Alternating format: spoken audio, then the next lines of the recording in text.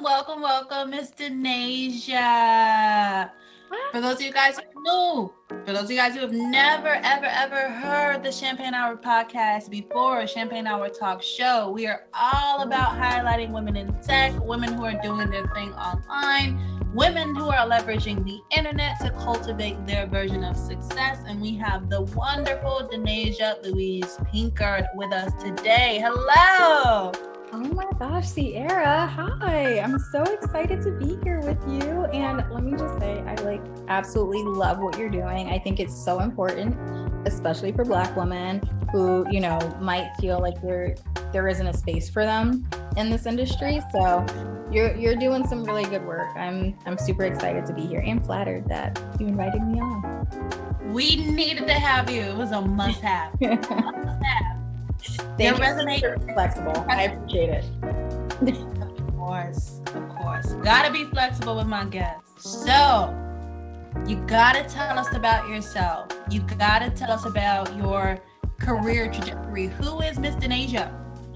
Okay, well, who is Denasia? That is a loaded question, but I will say, first and foremost, I am a Black woman. I'm a very proud Black woman. I am a mom of two. I had my oldest when I was super young. I had her when I was about 19, 20 years old. So I started very, very early, and now I have a 1-year-old, and they are both my world. So that was sort of like my villain origin story, quote unquote, where I was like, all right, I gotta hustle. Right. I got people to feed. I could not play any games. But yeah, I think that, I attribute a lot of my ambition and grit and success to being a mom, because when you have other people looking at you and you have other little Black girls especially, it's important that they see you going out and going out and getting what you want. In addition to that, I'm a writer. I am a lover of the finer things in life. I am a very experiential person. I love new and fun experiences. I love learning new things. I am one of those people that I think will be a forever learner. I'm always taking a course, always reading a book, always trying to figure out how I can optimize my life in one way or the other. Yeah. I love that you're a mom. Thank you. I love being a mom. I didn't see myself having kids, when I was young, but I think I fit into the mom genes very well. They look good on me. Okay. Yeah. And then you were a young mom at that. So I think that's also a challenge that you kind of overcame for sure. Yeah, for sure. And, I really had to sit down and think critically about what I wanted to do with my life and what my future was going to look like. And for me, the tech industry as a whole really stood out because, like I said, I'm a lifelong learner. And, when I was young, I used to take apart computers with my dad and we would put them back together. So I've always had this curiosity about technology and different tools and what's new and how it works and how I can use, different things to make my life easier. I think that as I've gotten older and I've worked on so many different types of projects and I've helped so many different types of companies, now I'm in a place where, what is the best way that how can we use tech for good? How can we actually use technology and all of the resources at our disposal to, live our best lives and to make life, a lot easier than it needs to be. So what inspired you to step into tech? I know that you're a content designer, you do a ton of things. So let's talk about what led you down that path. Yeah. So, I've been a content designer at Meta for about 3 years now. Worked on Facebook, Instagram, and I've been able to do a lot of really cool things there. But overall, I have over a decade of experience in marketing and in technology. I started out with marketing. I was like, okay, I like marketing. I'm a sucker for a good, tagline. I want to help these companies find me. The other suckers, I really want to help them influence people. And then that sort of spiraled into this, me being really interested in like people behavior and how people make decisions and how technology can influence the decisions that you make and the life that you're able to live. So being in marketing and having to like scale myself into tech, I have to be very strategic about that, because a lot of times when you're a marketer, you can't just raise your hand and say, okay, I want to work at Apple now, but I want to be in product. I started by looking at my dream companies, the companies I wanted to work at. And, at the time they were called FAANG companies, FAANG. So it's like Facebook, Apple, all of the big boys in tech. So I started looking at those companies, and I was looking at the types of roles that they were hiring for and being very intentional about highlighting,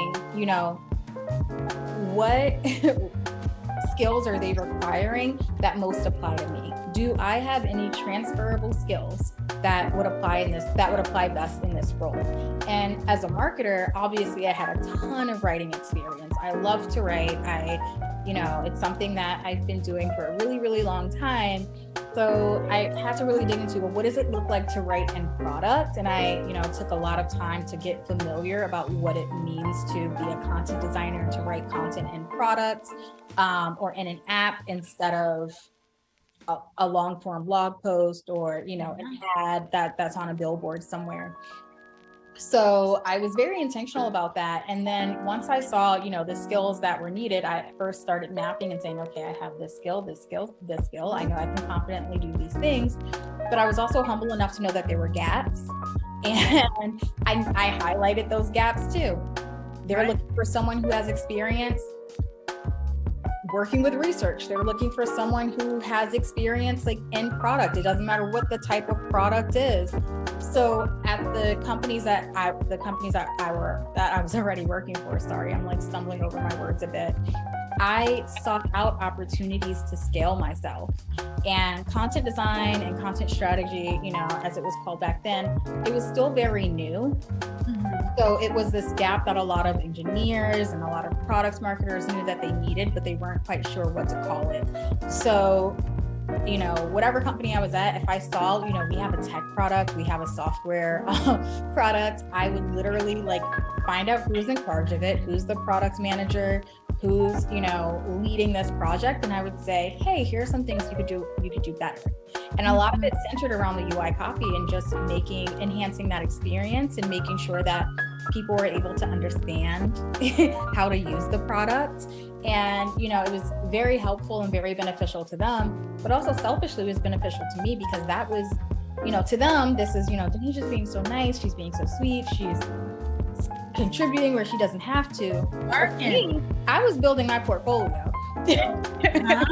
I was like, okay, I'm going to do this. I'm not officially a content designer here, but if I talk to Apple, if I talk to someone at Facebook, I'm going to have to showcase like examples of when I've been in product and how I've been able to influence decisions and influence that overall experience. And yeah, that's essentially, that was the beginning of my portfolio.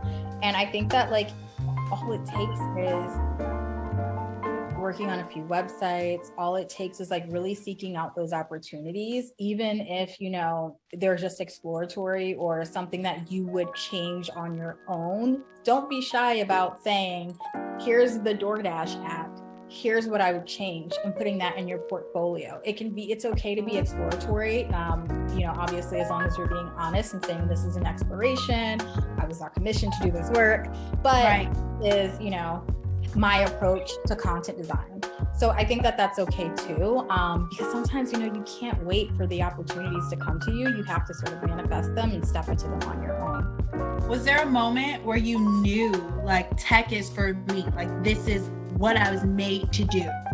Oh my gosh, probably, interestingly enough, I've done work with Blackboard, I've done work with NASDAQ, I did work for the Small Business Association, and it wasn't until I actually started at Meta that I was like, oh, I could do, like, this is really I could do this. And here's the thing, at that point, I had almost a decade of experience. I'd had 7 years of experience at that point.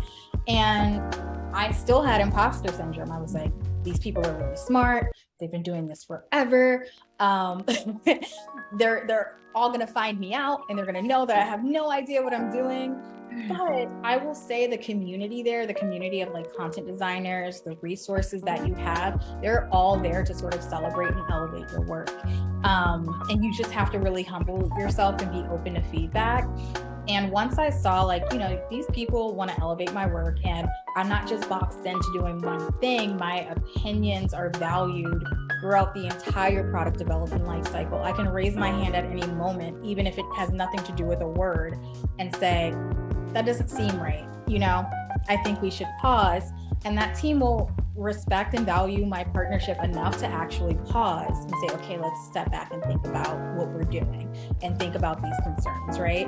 So I think that, you know, at Meta, like that for me was the pinnacle of, oh, I think I'm kind of good at this. I can make a real impact in the lives of people, of the lives of, you know, the people that I'm closest to.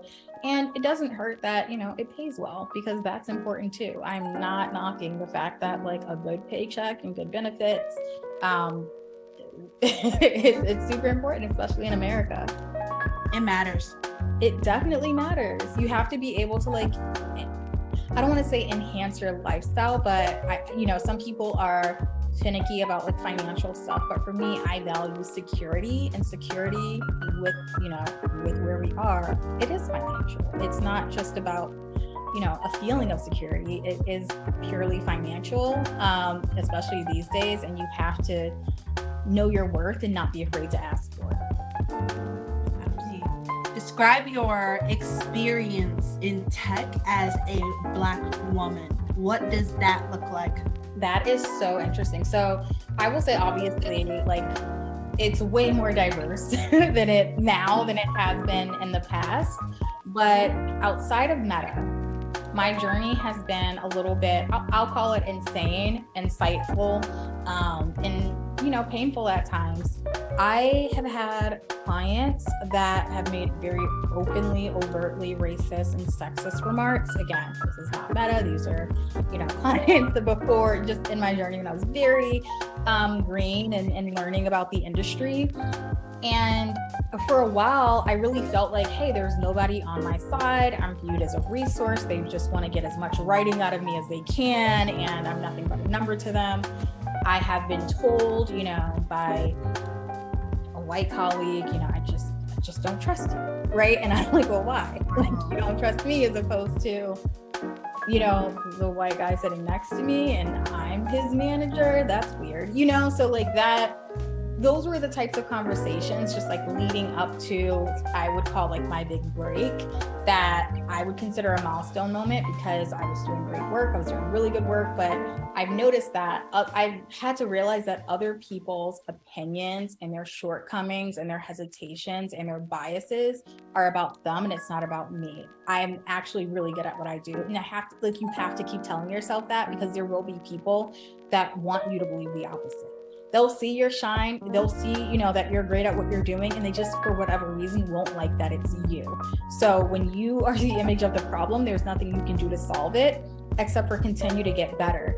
Now, I say that to say, you know, obviously be open to feedback, but if that feedback feels like it's steeped in any sort of bias, my go-to has always been as opposed to who. So if someone says, you know, Denasia communicates well, but sometimes she can be really aggressive, as opposed to who?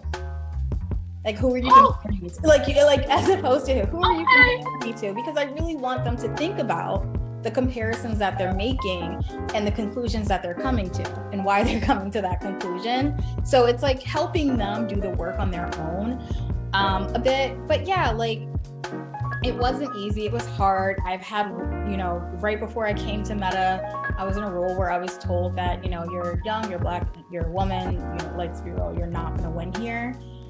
And that was after what I considered a very successful year at the company. And I was getting very good feedback, but I wasn't getting the promotions or the monetary increases that I was seeing my colleagues get.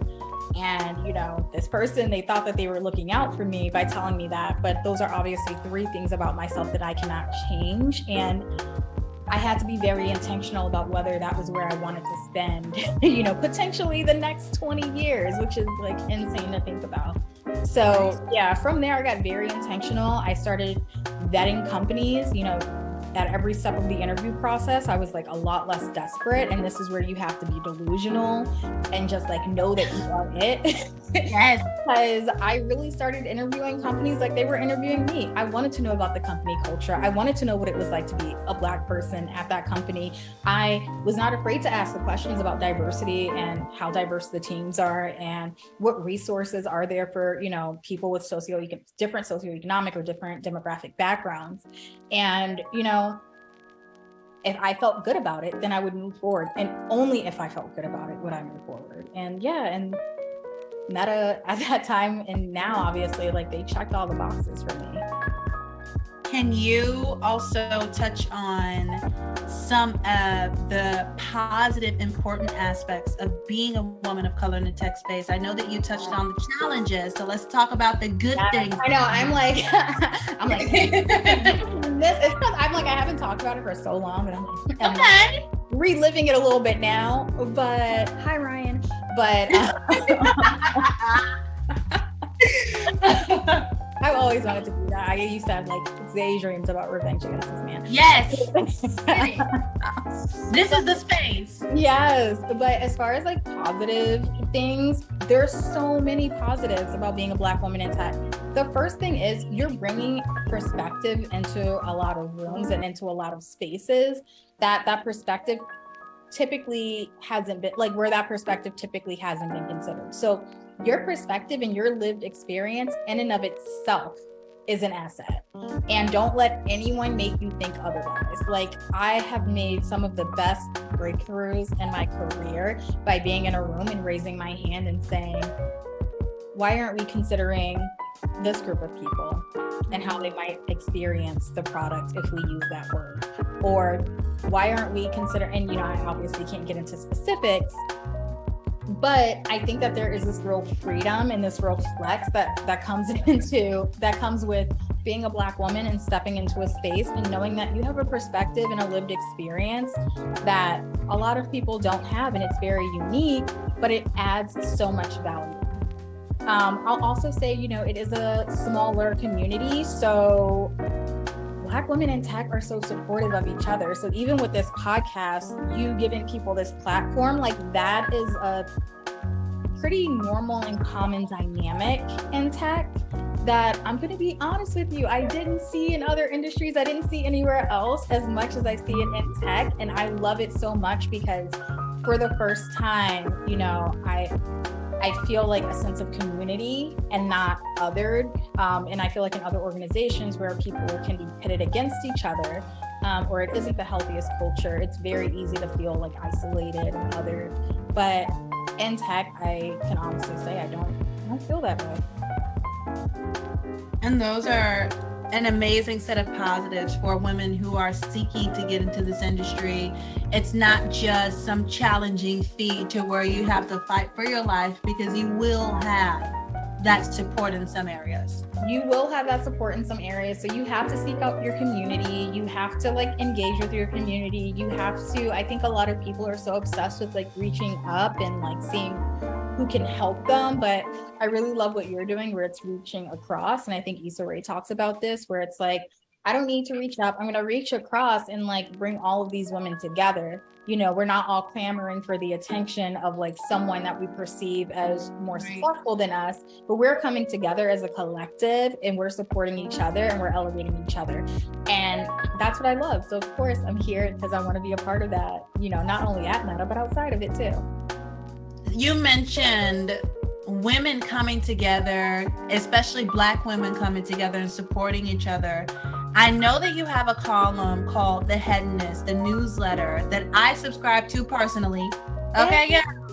I said I subscribe. Okay. I put the first one out yesterday. I was so excited and nervous, but it was good. Thank you. Okay, now I feel confident enough to do it again. It was good. Do it again. Can you talk about like some of the hurdles that Black women face though when they're attempting to access spaces of luxury? Oh my gosh, there are so many. So like, let's keep in mind, and I don't mean this to be like disempowering at all, but the reality of the situation is a lot of luxury experiences, higher end experiences, higher end fashion houses. A lot of these experiences and clothes and lifestyles were designed and created without Black women in mind, right? Like they were not created as spaces for Black women. So to me, it's always been interesting that like we aspire to show up in certain spaces that were not necessarily created for us. But what I've been seeing a lot of now is we're reclaiming control and we're taking up space, because we've seen how often, we influence society. We influence the medium. Like we are the moment. They're looking at us to figure out what to do to sell to people that, maybe are outside of our demographic. So I really have an appreciation for this movement that I see with like us really stepping in and reclaiming that space. I'll also say another challenge is, as a Black woman, we're constantly told by various people, lots of people in our own community, that we're not worthy and deserving of nicer things. It's kind of like who do you think you are, or you're being bougie, and there can be a lot of like stigma attached to wealth and to opulence. And I really want to like deconstruct that stigma, and I want to look through the lens of like, well, if I don't get to be luxurious, then who gets to be luxurious? Why, why not me? Why is Cardi B judged for carrying a Birkin, and why are people assuming it's fake, even though she's a multi-millionaire? And you've never heard that come out of the mouth of someone seeing Kim Kardashian carrying a Birkin. Like, it doesn't make sense to me, right? So I love exploring, like, obviously celebrating Black womanhood, because we are deserving, we are worthy of taking up space and the luxury, and any luxury experience, but also really looking through the lens of, how does our experience as Black woman and the experience of Black womanhood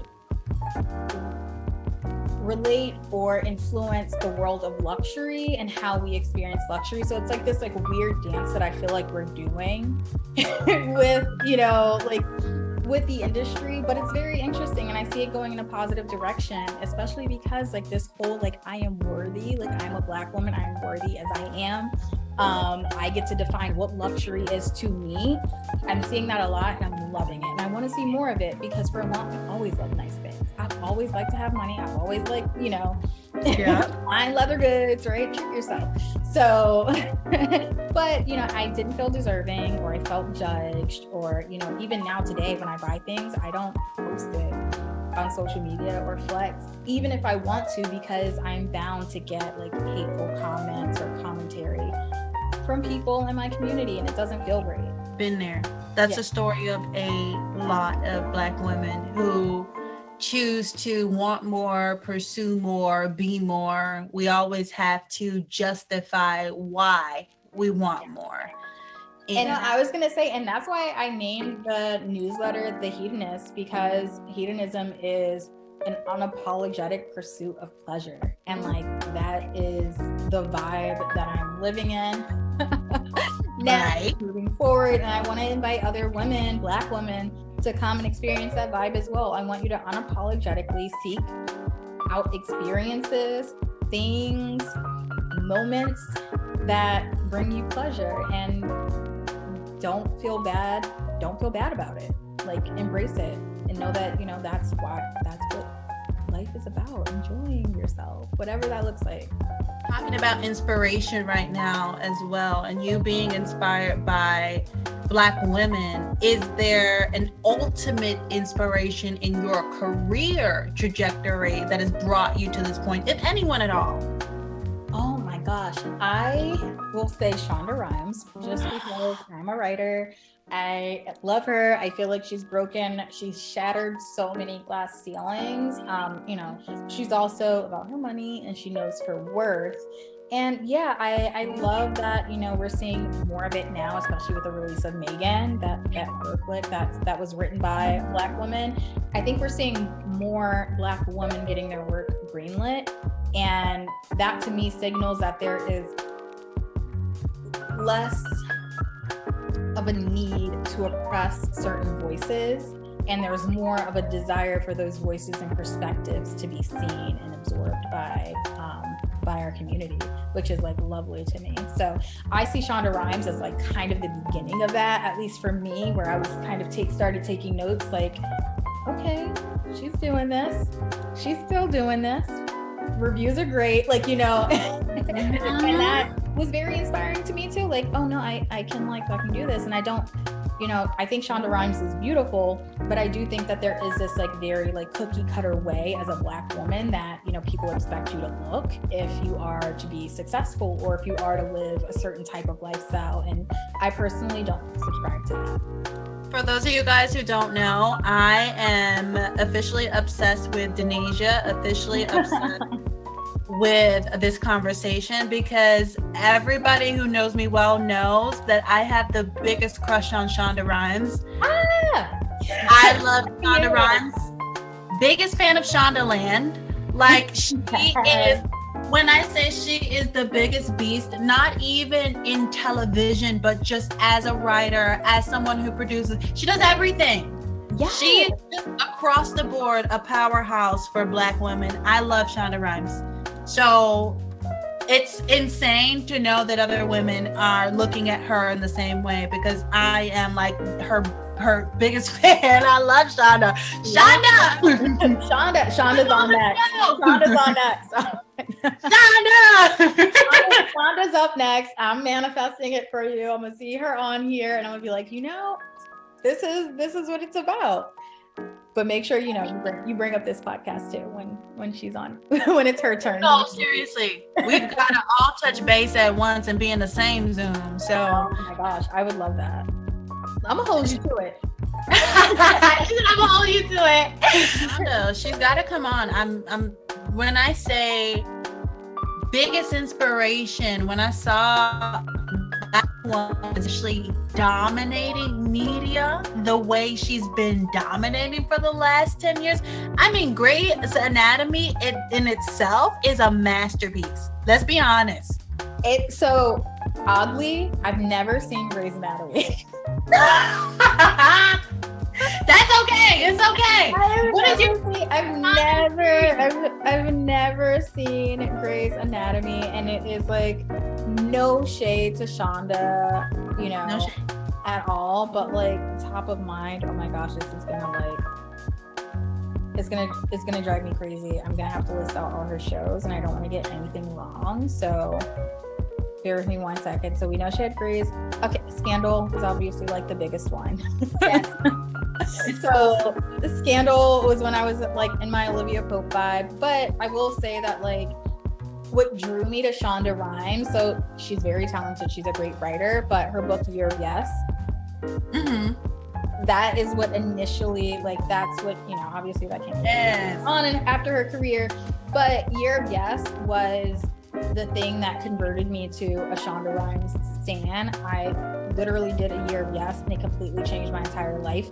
My Year of Yes, I literally ended that year accepting the offer from Meta. Like, I believed in that Year of Yes, so I have it tattooed. Wow. It says yes. Oh, it's backwards, but it says yes. Wow. I'm so, you know, I've never seen Grey's Anatomy, but, you know, I have yes tatted on me. I'm obviously a huge Shonda fan. But yes, I mean, I think Scandal is the best one, but I think that, like, beyond that, the way that she talked about her life and the way that she had been living it and how self-aware that she was about, like, her pursuit of success and how ambitious she was, but just being very real about that. She was real about the fact that she wasn't taking time to step back and be present and embrace and enjoy life.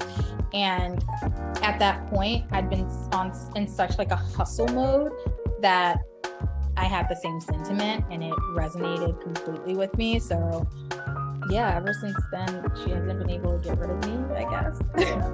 You've worked with huge names like NASDAQ, Blackboard.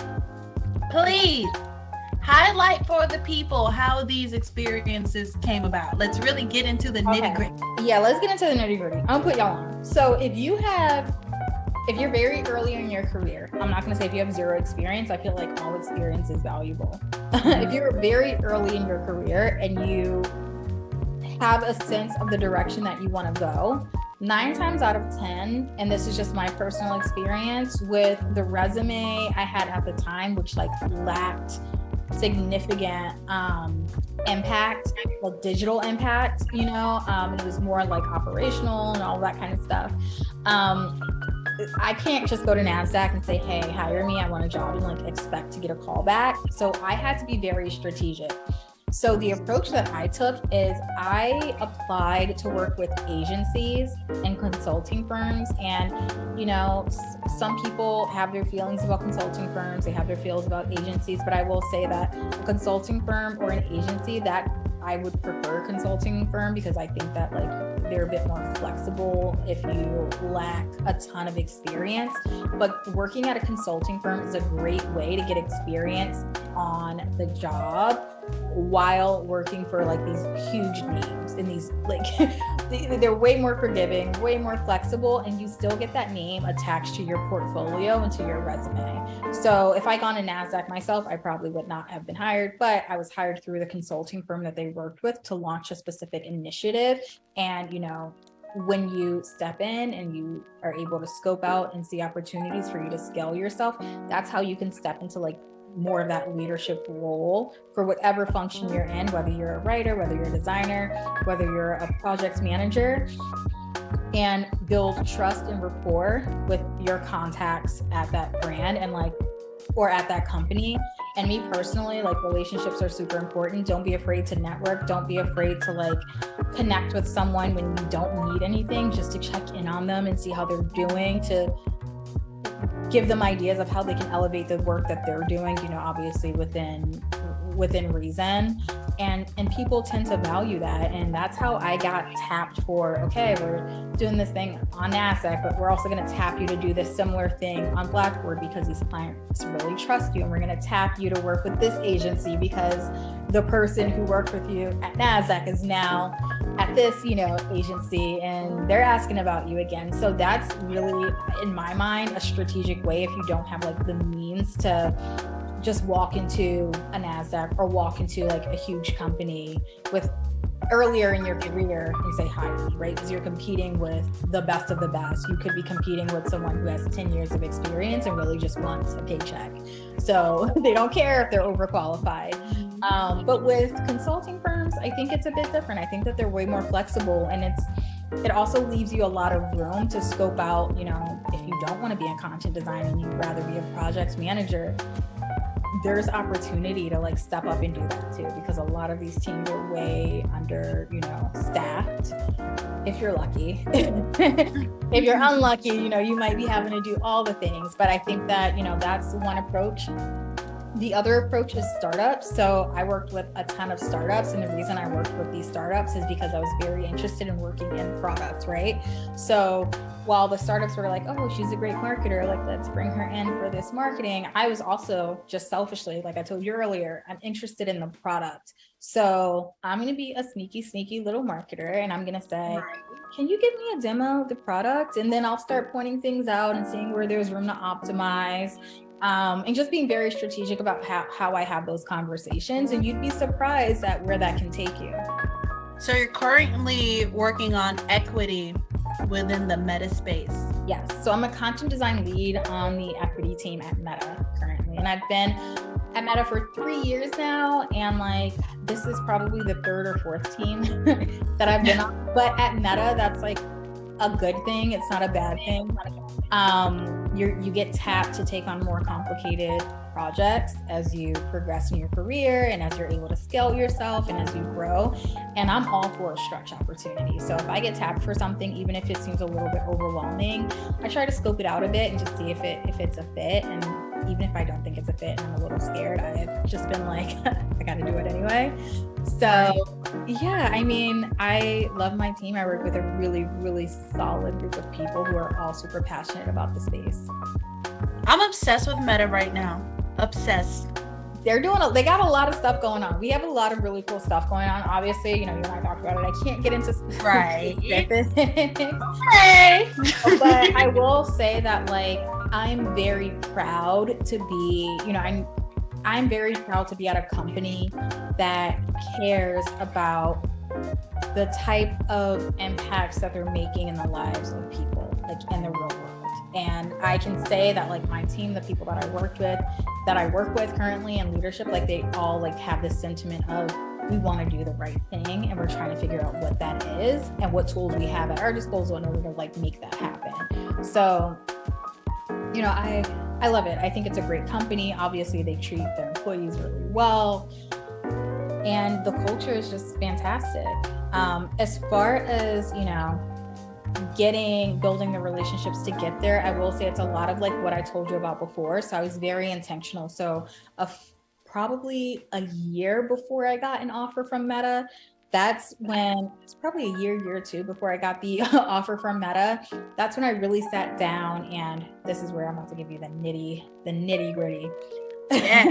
I sat down, I told you, I looked at all the job descriptions, I highlighted like what I was able to do, where the gaps were. I spent that year filling those gaps. So again, I was very intentional about the opportunities that I pursued. Even if it wasn't like exactly related, I would figure out a way to make that skill transferable to like whatever it was that I wanted to do. And I made sure I filled those gaps. Now, you filling those gaps, it's fine, but if you're not in product, if you're not at a tech company, it can be very hard to make those skills applicable to tech, just like on your own, or it can just like take a lot of time and a lot of work. So I actually use in like an algorithm thing, not an algorithm thing, it's like an app. I have to find the name of it. I'll send you the name of it. I don't know the name of it, but basically what this website did is they would scan a job description and they would scan your resume, and they would let you know what the likelihood of you getting a call back based on your resume against this job description, if there's a machine just picking out, you know, who gets hired and who doesn't. And let's be real, that's usually the case. There are machines that are saying these are the top people, and like, you know, these, you know, are not a fit.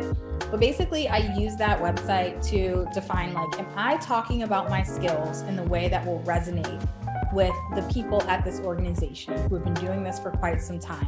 So you can have all the right skills, but if you are not able to articulate it in a way that they'll be able to take it in and say, okay, this girl knows what she's talking about, this guy knows what he's talking about, you know, they know what they're doing, then it's for nothing, right? Like, you're doing all that extra work for nothing. You have to be able to articulate that you have the skills that they're deeming necessary in order to do this job.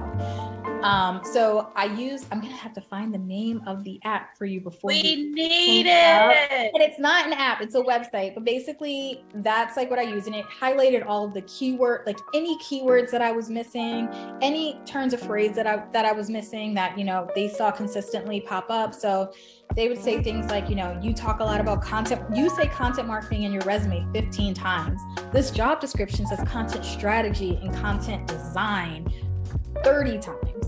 They're not going to give you a call back, and it's something as simple as that. You know what I mean? And once I started taking sort of the recommendations from the app and like using the correct terminology and making sure I was articulating my skill set in a way that would resonate, not with the consulting firms, not with these startups, and not with any like sort of marketing or ad agency, but that would resonate with tech, that's when I started getting the calls, and they were coming in like hot and heavy. And I felt pretty confident about, like, you know, the fact that I had like options to choose from. I didn't just get a call from Meta. I got calls from Uber. I got calls from Airbnb. I got calls from like all of these huge companies that were willing to talk to me just because I figured out how to articulate my skill set in a way that resonated with them and their machine.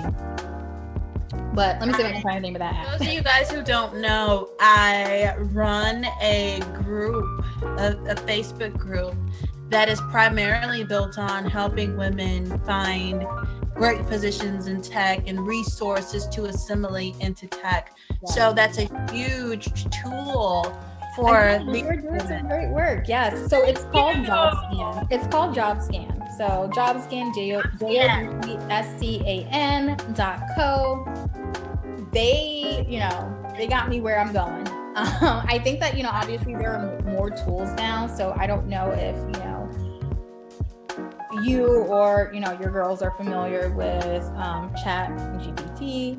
Yep. Love me some Chat GPT. Oh my gosh, I think it's great. I think it's amazing. I think that like if you know how to structure your prompts in the right way, it can be very useful for helping you to like develop a portfolio or articulate your skill sets, to help you put your little pitch together, which is something I tend to need help with because I can ramble.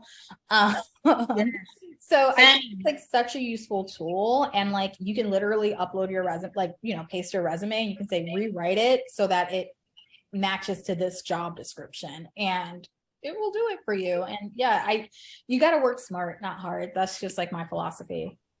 Chat GPT, for those of you guys who are not familiar, get familiar. It will make your life 10 times easier. That's what AI is here for. It's not here to replace you.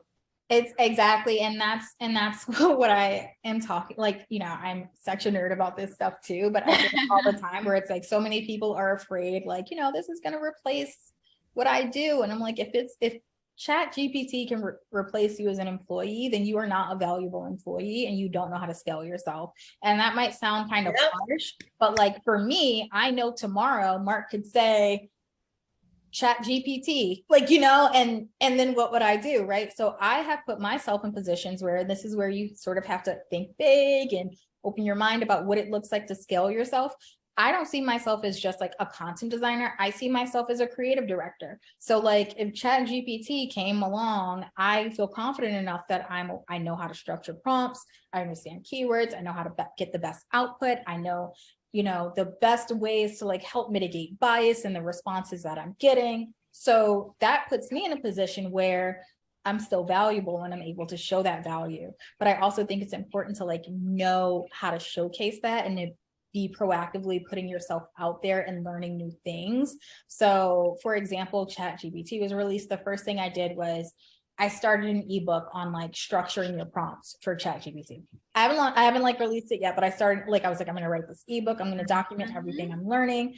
And then I'll just make it available for other people to use. And not only are other people going to find it valuable, but that also positions me as the expert. And to be the expert in the space, you don't necessarily have to know all the things. You just have to know more than most people, if that makes sense. So don't pressure yourself to know all the things, but you have to be willing to learn and just like, you know more than the average person. And that means just like spending time in different tools and having a strong perspective on how you can best leverage that tool. And that right there is like your calling card. You have to not be afraid to nerd out, you guys. That's really just the bottom line. Don't be afraid. And like, don't, you know, I don't know. It's like, no, you don't know yet, right? Like you just don't know yet. You don't know how to do it yet. But once you get into it, and this goes for anything that you're passionate about, like, don't be afraid to nerd out. Don't be afraid to like learn about the intricacies of it. Like I have the hedonist. I love like fashion and luxurious experiences, but I'm also a nerd, and I'm like, I've been studying like the economics of like price increases for luxury designers, and like, why do certain brands have price increases? How often do they have price increases? What warrants a price increase? And basically the intersection of like how the price increase weirdly shows value to their customers, who, you know, and sort of like is a key element in people feeling that rush to make a purchase because they know that they're going to get a return on their investment, especially if there's a price increase. They can expect a price increase. It's basically like saying, I know I can buy this stock right now for $50, and on Tuesday it will be worth $150. So it's kind of like the same mindset. And yeah, I love all like the little nerdy stuff. No matter what it is I'm doing, I have to know how it works and why it works that way. Marketer, do you see how niched that is? I think my agency has been very much focused, and we see the future of what we call signature content, right? So when people come out with these things that they know, and it's very niched, people actually want that. There's a demand for that at this point in time. Yes, you want to find your tribe, and it's so important that you find your tribe. That's why you have the group that you have. You have a group created for Black women who want to navigate their way into tech, right? Or if they're in tech, continue to navigate what a career in tech looks like and learning how to scale themselves. That's not a resource that is abundantly available for Black women, yet we're constantly trying to like figure out how to do the thing you know, and it can be really hard on your own to figure out how to do the thing. Let's be honest, while a lot of these companies are way more diverse now than they've been in the past, you know, historically, you know, these companies have been made up by people who have gone to Ivy League schools, they have large networks, and all of these systemic sort of like requirements that exclude Black women, or that are more likely to exclude Black women. So I think that the platform that you're creating is, you know, equivalent to the resources that, you know, the white men that are already in these positions have. Thank you. Wow. That means a lot coming from you. My No. heart, my soul. Wow. I mean it. It's so important. No, I mean, it's so important, and, you know, no pressure, but like, that's why you definitely have to keep going, because it's not an immediate ripple effect, but you'll definitely start to see those ripple effects. You know what I mean? Sort of come back and come back and come back. And it's, yeah, I think it's amazing what you're doing. Thank you. Yeah, I mean, I grew up on tech, and it's something that I'm extremely passionate about. I think my education very early afforded me the tools. Like I said, you know, robotics and engineering, STEM, that, right? Like, those are things that I'm extremely passionate about, and being exposed to even like computer science early, like that was a requirement for me. So those are tools that really afforded me economic mobility very early in life. Yes. And I think that, you know, those programs, or those types of programs, can seem very intimidating to some people, but I think that that's why like your personal lived experience is so important, because you can go through those programs and you can put your own spice on it. You can, you know, I've been in tech forever and I'm launching a newsletter. That's something I didn't have to work in tech for 10 years to do. It's not something I need a master's degree to do, but it's something that, like, you know, I've done the hustle and grind and I've done all this stuff, but now I'm in a place where I want a soft place to land. And I'm seeing that thematically with a lot of women who like work really hard.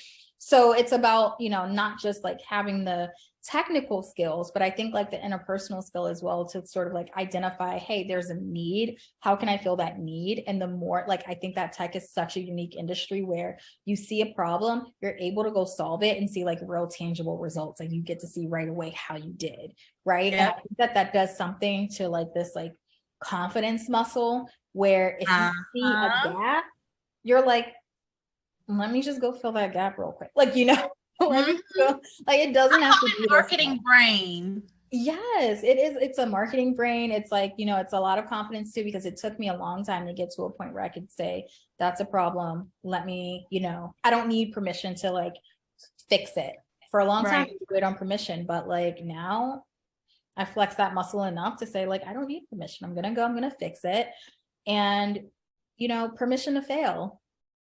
If it doesn't work, all I'm getting is like data about what I need to do differently. You know, that doesn't mean stop. So right. Do not feel failure. For those of you guys who are listening, you're looking at two women. I guess I can speak for myself in this aspect. You are looking at people who have failed many, many, many times, and we did not allow that to defeat us. You're going to get a lot of no's. You're going to get a lot of shitty comments. You're going to get a lot of people coming to you and telling you that you can't. And the solution is remembering and always keeping in mind that, yes, you can. Yes, you absolutely can. Like, and that's like where the don't wait for permission, and, you know, also give yourself permission to fail. Like, it's so important. I think that there are so many like toxic organizations that punish failure, and they're not interested in understanding what you've learned from it, that it can instill this fear of like doing the wrong thing or taking a misstep. But I think that, you know, even if your company is toxic and doesn't reward failure necessarily, you personally have to get comfortable being uncomfortable. Like, you have to be. You have to get past, what if I do it wrong? What if they say this about me, that about me? None of those people matter. You will not remember their names unless they apply for a job to work with you. And, you know, I always say something's gonna shake. You know, so if it doesn't work, if it doesn't work, and you keep going and you keep going, and you know what I mean? If you want to try things, like, something is going to shake, something is going to like, is going to stick to you, and you're not going to be able to get rid of it. for, you know, and it's going to be abundant and it's going to open all of those doors that you've been seeking, but you have to put yourself out there and see what's going to shake for you. You pride yourself on crafting experiences that help people come together. So can you speak more to the key elements that make up a meaningful digital experience? Because that's where the world is going. Yes. Number one, ease. Has to be easy. Like if it's difficult, no one is trying to figure out our attention span, our tolerance for I don't know if I can curse, but my tolerance for bullshit is like is at a zero. I have zero tolerance. Like I have zero tolerance for bullshit. So like if I feel that way, I know that there are so many other people that like they want it to be easy. So it has to be easy. It has to be inclusive and representative. So you have to feel like no matter who you are, you know, this experience is talking to me, this experience is for me. And I think that that's where a lot of companies get it wrong. They spend a lot of time focusing on individual people or groups of people that they want to target. And the way that I look at it is I think about outcomes and like, what is the outcome that I want to create? So while I can say like, I am targeting women, like for the hedonist, right? Like I'm going to target women in their late 20s, early 30s that make at least 6 figures and live in this region. And that's where, you know, I'm going to focus on. And I could do that. And like it, you know, for, you know, what we talked about before, it might not shake, right? Like they may have felt like, okay, I've been there, done that. This isn't necessarily information that I need, but it's cute. If I focus on an outcome, which is, I want Black women to feel celebrated. I want them to be able to come in and reclaim their right and their worth as far as it relates to luxury and having these different amazing experiences come into their lives. That's the outcome I want to focus on. I don't care where you are as a Black woman in your life, but that's the outcome that I want for you. And that's the intention that I'm setting. So now that I'm setting that intention that focuses on the outcome, it's very rare that someone will come against a piece of content that I've written and say, this doesn't relate to me. This isn't what I want. And I think that more companies could learn from that to just like focus on the outcomes instead of like targeting specific groups of people. Another example is, you know, if I don't want to talk about the hedonist and I want to talk about a more practical example, accessibility ramps, right? They may, you know, initially say, I'm going to build an accessibility ramp and it's going to be for people that use wheelchairs. If you put that in a sign and you say that this is only for people who use wheelchairs, what about the mom with the stroller? Yeah. She have to take the stairs now? What about the person on crutches? What about anyone for any reason that needs to use that accessibility ramp? You're excluding all of these groups of people. So if you just focus on the outcome, which is an alternative to stairs, there has to be an alternative to stairs, then, you know, you open up your product, your experience to so many different types of people that can get value from it. And those will be your biggest advocates, because even if you aren't targeting them specifically, you're meeting an outcome, you're meeting a need that they have, and they're gonna ride for you. And then I would say, like, lastly is don't be too proud to optimize and have to make changes. You're not, whatever you put out there, it doesn't have to stay the same. You can always change. I'm always looking for feedback. That's one thing I learned very early on at Meta. They have a culture of feedback. And at first I was like, oh, that's, you know, a nice way of like us being really mean to each other, because that had been my experience at other places.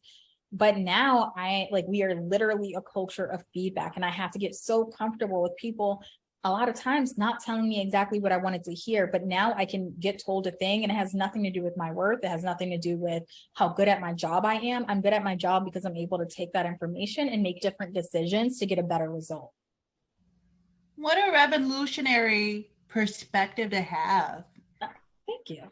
But I'm sure you work in tech, so I'm sure like these are all like very like basic. Yes, but I love the fact that you're speaking to outcomes, because we're numbers people by nature. I know me as a marketer, like I love the numbers. I love to see what makes those things move. But the fact that you're bringing forth this perspective about focusing on outcome, I think that is something that businesses all over the globe can benefit from.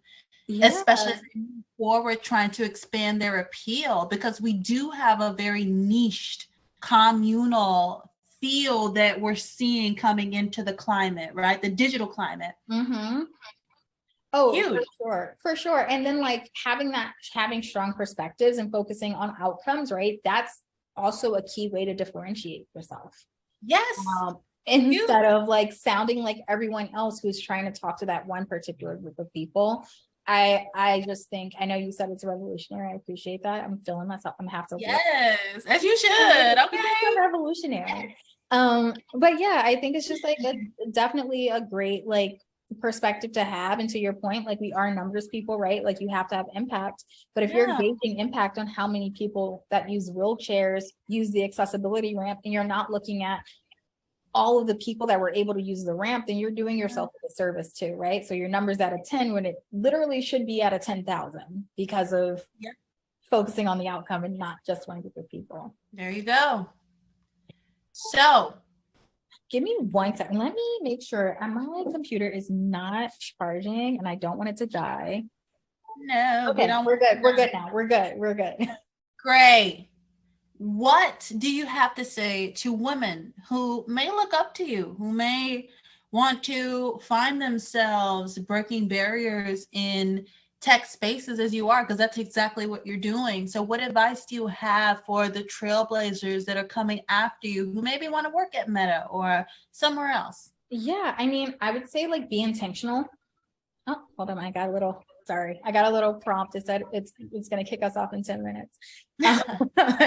Girl, your Zoom links don't play. But I'm feeling it. I appreciate it though. But I will say, as far as like words of encouragement, the first thing is like, don't stop. Like you have to believe in yourself. You have to be delusional. You have to know that like you are great at what you do. And I know that can sound like a little woo-woo, but like, I promise you, if you come in with that energy, other people they'll see it and they'll respect you for it. The second thing is like, give yourself permission to fail. I think that if you give yourself permission to fail, that's sort of like, as Black women who like, we're not supposed to be able to do anything wrong. We have to save everyone. We got to get it right all the time. I think that like, that allows you to go into your work a lot more lighter. And when you're lighter, you can be more creative, right? You're coming from like an abundant mindset instead of like this restrictive, I just don't want to get in trouble mindset. And I'll also say you have I heard not good, but I'll also say you have to be very intentional. And that's what I talked about earlier. Like early in my career, I was very intentional. I said, these are the names of the companies that I want to work for. Like if I have to work for anybody, it's going to be at one of these. And then I did a lot of research into like where I might be able to best fit in. I highly suggest people do that. The more intentional you are, the more I promise you the opportunities, the specific opportunities that you're seeking will come your way and they'll knock on your door. Lastly, and this is just like a little like, tidbit. I know like everyone wants a mentor, everyone wants a sponsor. I think that that's great, but I will also say continue to reach across and scale yourself. You'd be surprised at the people that want to help you. So if there's someone at a company that's doing the work that you want to do, like don't be afraid to reach out to them on LinkedIn and ask for an informational interview. I will also say that like don't also only ask for things or ask to receive, but like if you are reaching out to these people, try to think of a way that you can be a value add to their lives or to their career or to whatever initiative that they have going on. So it's a win for both parties. And there are so many ways that could look like, obviously, but yeah, just like be intentional, give yourself permission to fail. It's going to be all right. Something's going to shake. And don't stop. Like, do not stop. Don't feel like, I'm not getting the offer that I want or whatever. Like if you have to take a lower offer or a pay cut, whatever you feel like you need to do because it's going to work out or the return on that investment is going to be greater, then do it. Before I started at Meta, I was at a crisis comms firm and I literally took a pay cut to come to Meta. And a lot of people don't know that, but I took that pay cut because I was very intentional and knowing that if I'm at Meta for a year, I can literally go wherever I want to go and do whatever I want to do. I can go and work at Meta for a year and then double my salary somewhere else, at a smaller company, at a startup or wherever else. So I think like you have to like, just look at your situation holistically and don't be so bought into like, unless it just, logistically looks like it's going in a certain direction. That's the only way for you. There's so many ways to get to the place that you want to be financially and, otherwise. Miss Denasia, That thank was you. a lot. Thank you. I know. I'm like, I feel like I said a lot, but I hope it was helpful. We need it all. We need it all. Me and my girls need it all. So for you to come on and share as much information as you did, I don't think you know the footprint that you're making online right now and the impact that you're making on other Black women who want to excel in this area. So thank you for also joining me in my mission. Of course, I appreciate you. I appreciate everything you're doing. I loved the last episode. So like keep doing what you're doing. You are doing like such great work. I love like learning about like different types of roles in tech and the different types of ways people are like using tech to sort of excel in their careers and in their lives, especially Black women. Like I'm loving that for us. So I want to see more of it. So that's just my way of telling you, like, you know, even if you want to stop, you're not allowed to. I'm stuck with it. So stuck with it. No pressure. Some gonna shake. This is my mission, so I'm gonna shake. So I appreciate you guys so much for listening in. If you guys want to connect with Miss Denasia, you guys can find her social medias in the description box below. If you guys want to reach out to her or see what she's got going on, all of her links are going to be available for you guys to find. And we out. That's it. Bye.